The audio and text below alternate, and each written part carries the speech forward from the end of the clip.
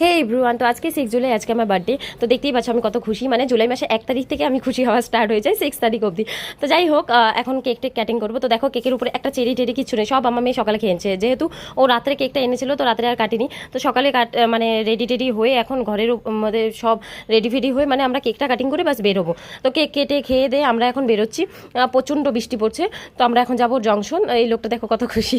তো যাই হোক, জংশনে পৌঁছে আমরা এখন বাসে করে যাবো দার্জিলিং। আমরা যতবারই যাই বাসেই যাই, কারণ কি বাসে একটু খোলামেলা জায়গা থাকে, ভাড়াটা একটু কম পড়ে, তো ভালো লাগে বাসে যেতে। বাচ্চা নেই, বাসে যাওয়াটাই বেটার। তো যাই হোক, আমরা এখন পৌঁছে গেছি। দেখো শুকনা পার করলাম, তো শুকনা ফরেস্ট পার করার পর এখন আমরা রোহিণীর দিকে উঠবো। তো দেখো পাহাড়ে কত মানে মেঘলা আকাশ, মানে কিচ্ছু দেখা যাচ্ছে না। আর এই লোকটা বাসে ওঠার পর কেন জানি না ওর এত ঘুম পায়। আমার যতই মানে টায়ার্ড ফিল হোক তবুও বাসে ঘুম পায় না, মনে হয় আমি সব কিছু বাইরের দৃশ্য উপভোগ করতে করতে যাবো, আর এখন নতুন ভিডিও করতে করতে যাবো।